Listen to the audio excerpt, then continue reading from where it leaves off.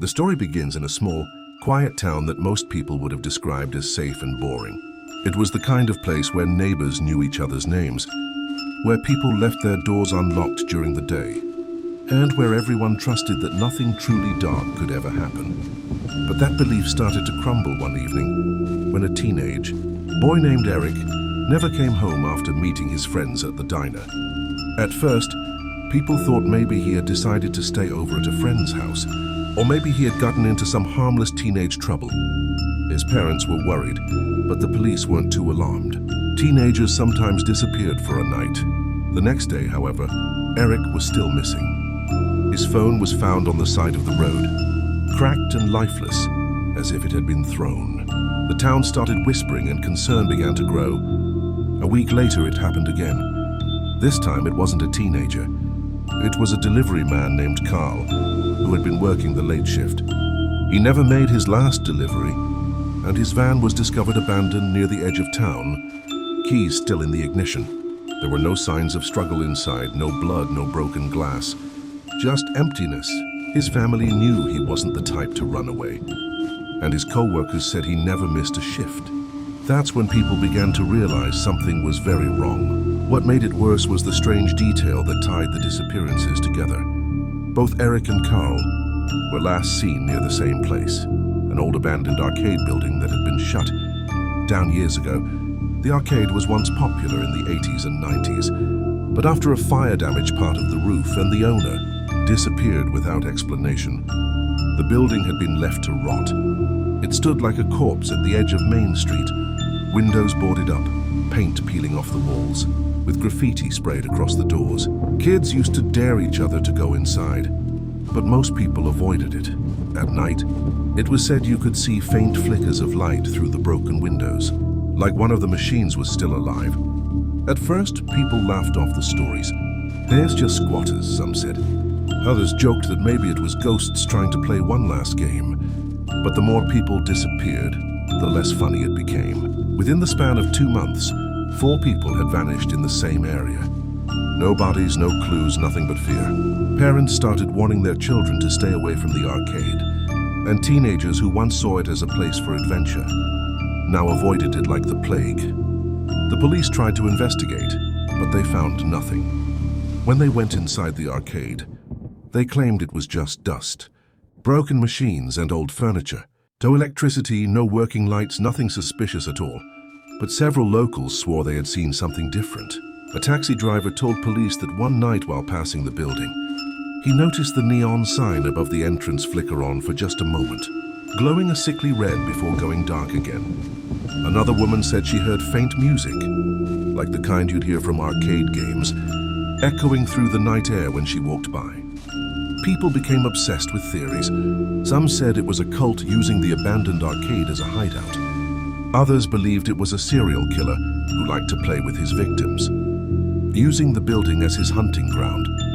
A few believed in something supernatural, claiming that the missing people had been pulled into the game, trapped inside forever. No matter what the explanation was, one thing became certain. Everyone felt a growing chill whenever they walked past the arcade. It was no longer just an abandoned building. It was a warning. Then came the night that changed everything. A group of teenagers, drunk on boredom and curiosity, decided to go inside. They recorded the whole thing on one of their phones, hoping to prove the stories were fake.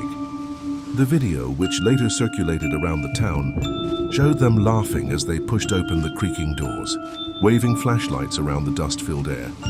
The place looked exactly how you'd imagine. Old machines lined against the walls, broken glass crunching under their shoes, and the smell of damp wood and mildew filling their lungs.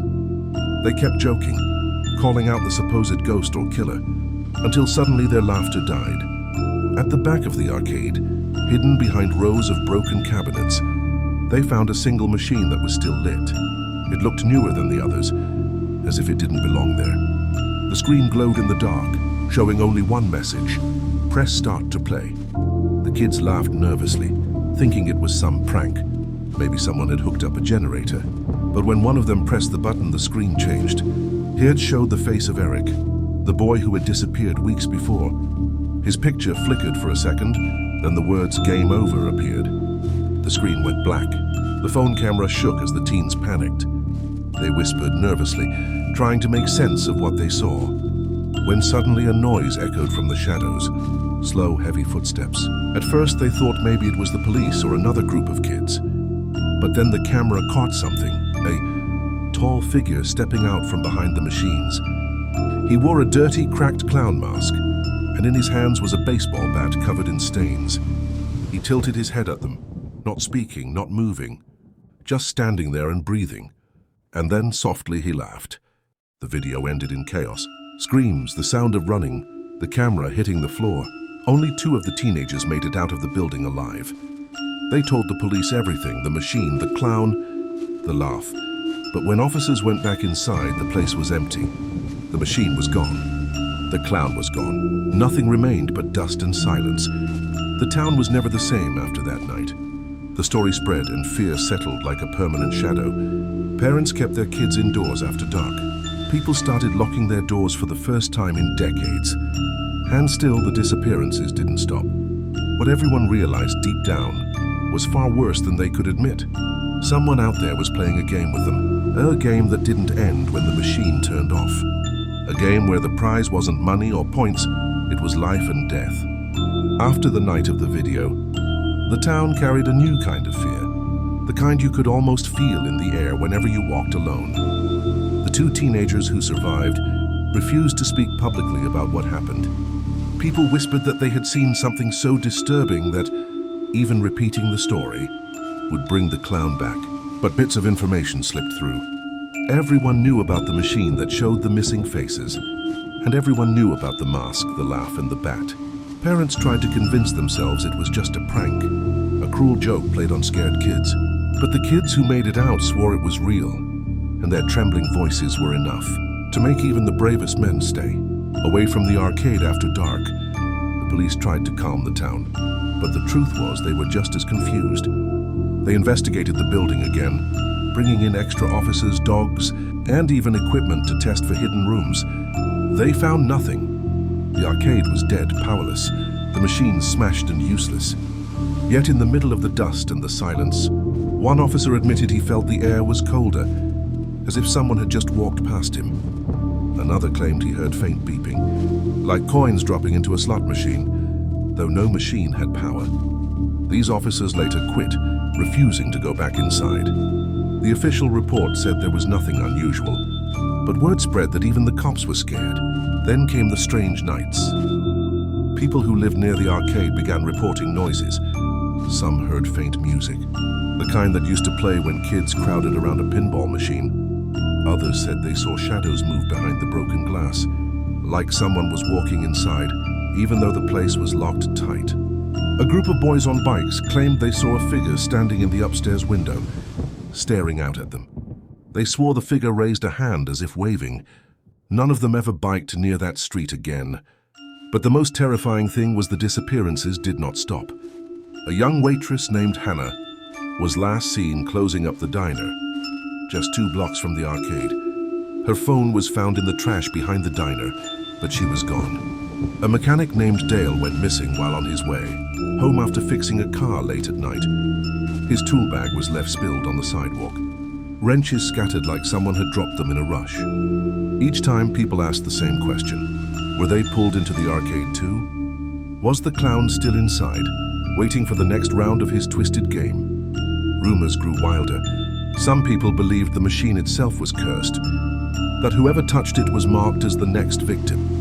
Others believed the clown was not a man at all, but something darker, something that wore human skin like a mask, using laughter as bait. A few whispered that maybe it was more than one person, maybe a group that hunted for sport, hiding behind the legend of the arcade to keep the town frozen in fear. Curiosity, however, is dangerous, and fear does not stop everyone. A month after Hannah's disappearance, a group of college students studying criminology decided they wanted to prove the whole thing was just hysteria. They wanted to make a documentary, something they could upload online, maybe even sell later. They brought cameras, recorders and flashlights, and they broke into the arcade at midnight. What they filmed would never be fully released, but fragments of it leaked. Those fragments were enough to make the town believe the stories were far from exaggerated. The video showed the students laughing nervously, just like the first group of teenagers. They joked to cover their fear, brushing dust off old machines, making fun of the graffiti on the walls. But then one of them froze. The camera caught it, the same machine glowing faintly in the dark corner, screen black except for the words, "Press start to play," the students argued. Some wanted to leave, others insisted on filming. Finally, one of them pressed the button. The screen flickered and again showed faces. Not just Eric and Carl this time. It showed Hannah. It showed Dale. And then, horrifyingly, it showed one of the students standing right there in the arcade, alive, confused, staring at his own face glowing on the screen. A second later, the words "Game Over" appeared, and the machine went black. Panic filled the video. The camera shook as they backed away, whispering and cursing. Then came the sound everyone now knew too well, slow footsteps, echoing from behind the machines. A shadow stretched across the wall, growing longer with every step.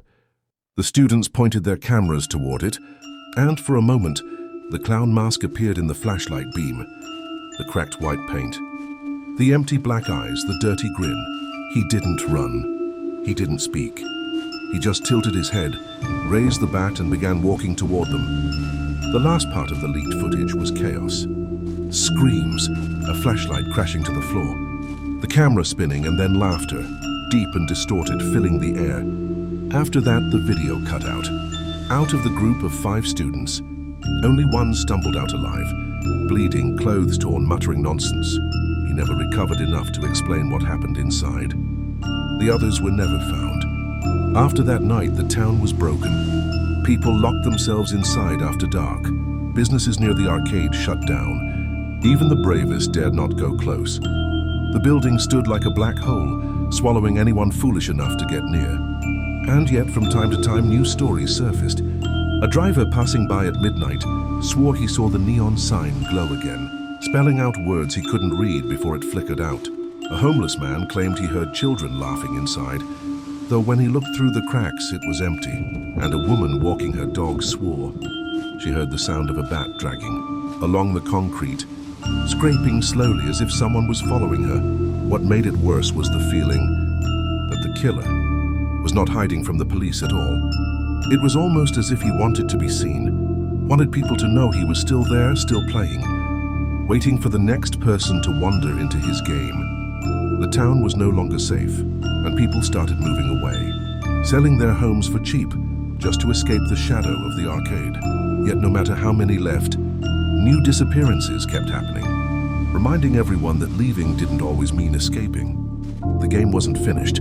The story of the arcade and the clown spread far beyond the town after the footage from the college students leaked. People online debated endlessly, some saying it was fake, a hoax made to scare people, while others swore it was real and begged the police to do something before more lives were lost. But the police had no answers. They searched again and again, and each time they reported nothing unusual inside the building. No working machine, no masked figure, no evidence at all. Yet people kept disappearing, and the arcade was always the center of it. The survivors who came out alive never recovered. The 2 teenagers who first escaped moved away with their families, refusing to speak about what they saw. The lone student who stumbled out after the second incident spent weeks in the hospital, his body covered in cuts and bruises. He refused to talk to detectives, screaming whenever someone mentioned the clown or the arcade. Nurses whispered that sometimes he would laugh suddenly in the middle of the night, the same hollow, broken laugh that people said they heard in the arcade. Within a year, he vanished from the hospital entirely. Nobody knew if he ran or if someone took him. The town turned into a ghost of itself. Businesses near the arcade closed, entire blocks emptied out. Houses were sold for almost nothing. The local schools warned children never to walk past the arcade even in daylight. Some churches began to preach that the building was cursed, that it was a doorway to something evil that fed on curiosity and fear.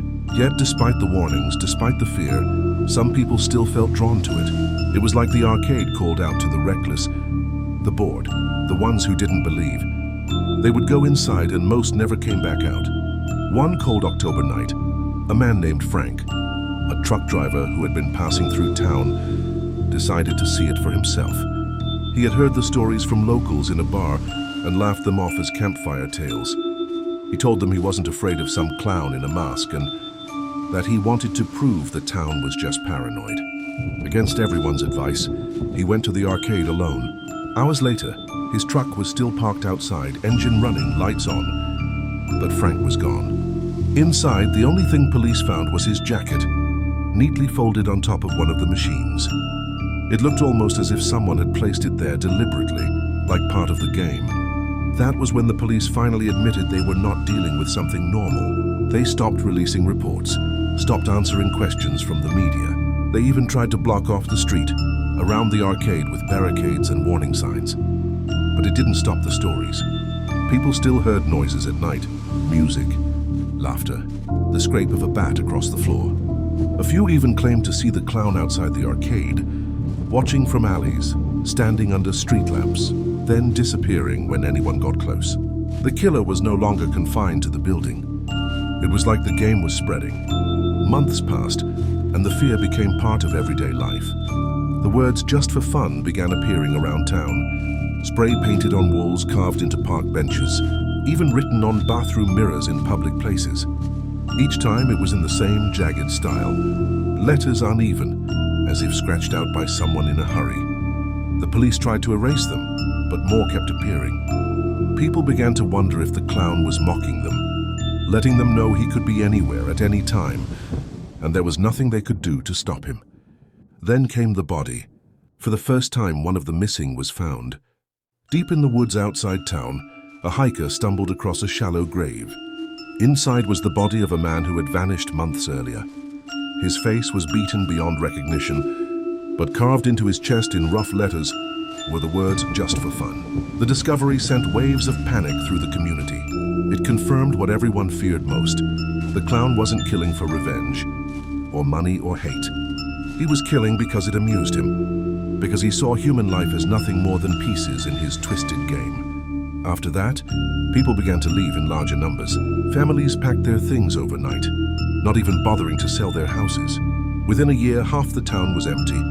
The ones who stayed did so because they had no choice, or because they were too stubborn to believe they could be driven out. But every night, they lived with the dread that they could be next. Every sound outside, every creak of the floorboards, every shadow in the corner felt like the beginning of another game. The legend grew online as well. Videos about the clown and the arcade racked up millions of views, with people from other states driving in just to see the building for themselves. Some wanted to make YouTube videos, others wanted to hunt the clown. But most of those people disappeared too. The few who came back told the same story. The arcade was not like other abandoned buildings. The air inside felt heavy, suffocating, as if it was alive. The machine was always there, waiting in the corner, glowing faintly, daring them to press start. And if they did, the game would show them something they could never forget. The strangest rumor came from a man who claimed he survived after pressing the button. He said the machine didn't just show the faces of missing people. It showed the future.